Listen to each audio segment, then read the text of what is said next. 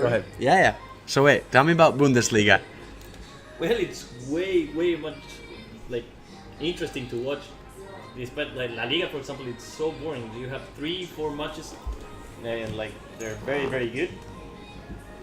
But in Bundesliga, what happens is you have Bayern München, that it's the best team in Bundesliga. But the rest of the matches with all the teams like Dortmund and Schalke, it becomes very attractive to watch. And this season, I'm very surprised about Augsburg. They're doing very good. They actually defeated Bayern, and right now I'm watching that they're making a very good match against Dortmund. So Yeah, that's not live. No, but I didn't watch this game and I didn't know how it goes. Hey, Cesar. What? You know this is a hockey podcast. Yeah, I know. I'm just watching. I'm just watching. And I'm surprised how Augsburg is doing this season. All right. Yeah, I'm sure there's lots of people that care about that, but I don't know. German football. I mean, I like football, especially. Well, we call it soccer, as you all know. True. Everyone hates that, but actually, the English came up with the word soccer. It was not the Americans. It's because it's called association football. Yeah. And so when it went to the United States, they was still under British rule, and then they called it soccer. And then so even in England, they called it soccer. So the soccer comes from association. Association, but it was the rich people that called it soccer as like a short form for association, and so like the poor people came in and they started calling it football. And so football took over, and everyone forgets that. So all us Canadians and Americans, we get. I have this friend from New Zealand, and he explained me that, for example, in New Zealand, soccer it's for rich people. And in New Zealand. Yeah, in New Zealand, soccer or football, like for us, it's for rich people. And like American football or rugby, I don't know what they play. I think they play rugby there. Where? In New Zealand. Yeah, they do. So come on, it's the whole like douche. Like for the real people. But soccer is like the fancy shit. Interesting. Which is the opposite in Chile or in South America. Yeah, you're from Chile. Yeah, from Chile. So rich people play rugby, and like it's a very elite sport there. And football is just for you know how it is in Latin America. Yeah. The kids in favelas playing in Brazil and shit like that. Yeah. So yeah, it's completely the opposite. I don't know how it is in the UK or in Canada or US. But Well, like soccer or football has become a lot more popular, and like they want to be more competitive, and all the kids. If you drive a Sunday next to a football field, like soccer field, it's just like 5-year-olds running around, 10-year-olds, 12-year-olds, they all play football. Because American football is actually like coming out because people are getting so many concussions, and you might be O.J. Simpson and have this concussion symptoms, and you know what happened there. I mean, maybe you don't, but maybe you do. Yeah. Anyways, we're gonna get back to hockey now. Thanks, Cesar. Really interesting. That was unexpected, but this is Bobby at the bar, and yeah. So you never know what you're gonna get at the bar, like a leprechaun eating his staff food behind you. So yesterday we were trying to watch the SaiPa Kalpa game, and so last year Ruutu had the rights to showing SM Liiga, where SaiPa plays and all the Liiga teams, and yeah, it's every week has been a problem. Nobody in all of Finland could watch the first 2 periods of any game unless you were at those games, because Telia has not figured out the logistics of what they're doing yet. So every week we're having problems watching Liiga games, which is really, it's disappointing, because you want to go watch a game, it's double the price than it was last year to watch it, so it's supposed to be better, but we're not being able to see it. So I hope they figure it out. I hope they get their shit together, because I want to watch my games when I have a chance. And I want people to come here, and I want to watch the games. It's a way better atmosphere when you can actually watch the games. So sitting there, we did get to see the third period, which was great. Yesterday, SaiPa played Kalpa, and there was 3 goals in 51 seconds starting in the third period. It ended up being a 3-3 tie. Went to overtime, and let's ask. You might remember him from the first podcast, but hey, Panu. Panu's a Kalpa fan. If you don't remember, Panu, who won yesterday? SaiPa. Yeah, SaiPa won. That's right. Hey, have you bought your bikini yet? No?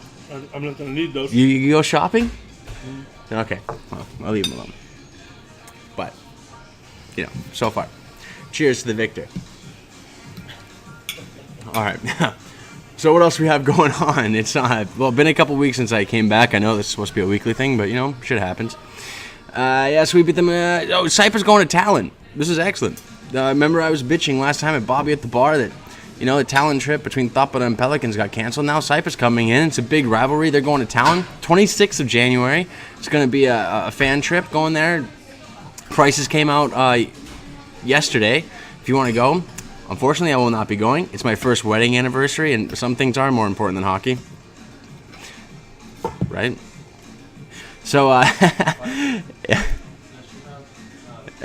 So that's a really exciting trip, and I hope everyone can get there. I want to see a big SaiPa fan base there when SaiPa goes and beats the Pelicans in Tallinn. They had 5,000 fans going for the games last year, so I'm sure it'll be an amazing experience for everyone that's going. And let's see if we can do something here for that also. Past couple days have been pretty exciting for SaiPa fans, and I know I'm always going on about SaiPa, but obviously, I am a fan, and, I'm not hiding that. We signed a great defensive player, Brendan Kitchen. He's coming. He's Canadian, just like me. Very exciting. He's coming today to Lappeenranta, and he'll be playing this weekend. It's and also head coach Tero Lettera, uncle of Lettera Flyers. Yeah, Lettera had 2 fights last night.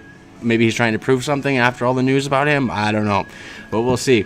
But Lettera has signed a 1+1 contract, which means we guarantee him for 1 more year. He's doing great with SaiPa right now. Everyone's really happy. Fans that I've talked to, I was getting messages all day. Can you believe this signing? We have the defensive player. We have the coach. We have the coach again. This is our time. I hope that we see that actually happening. What else is going on?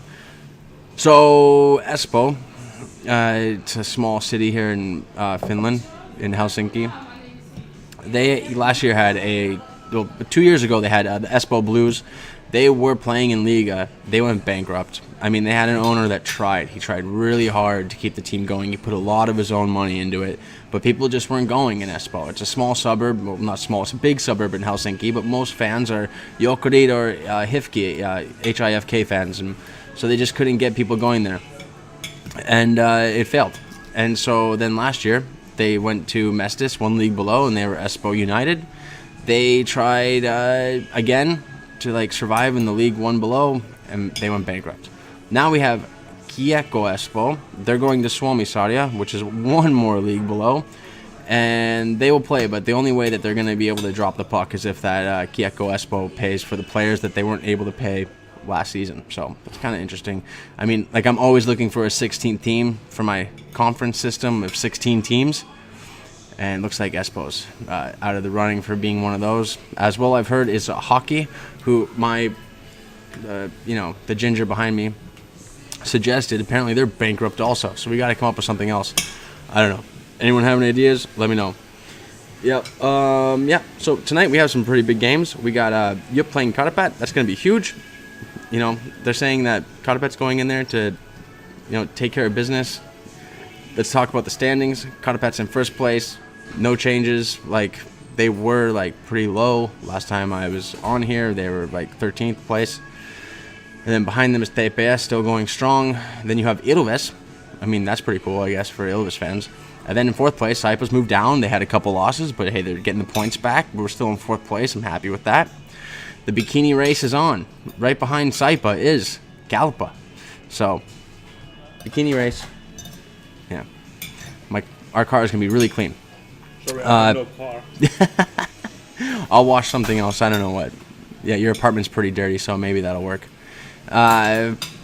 Pelicans are wrapping up the 6th spot. Then in the Sally playoff area, we have HIFK Sport, Jukurit, and HPK. And then in the last places that are outside of the playoff spots, we have Jup, Luko, Koko, Tappara in 14th spot. Can you believe it? They still are not being able to go up the range. Everyone thought that would equal out eventually. And then Asat, who is having money problems. They built a new stadium. We always, as SaiPa fans, we love their goalie, Andres Bernard. We think he's awesome. But, they might have spent a little bit too money on their stadium because they're having money problems. But, they're in last place. And, Pori fans, they're very passionate. And I'm sure they'll pull it out of their ass.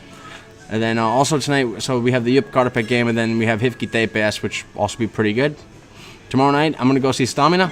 That's going to be pretty fun. Looking forward to that. Those are the updates for this week. Yeah, I hope everyone's doing well. Keep subscribing. Keep watching.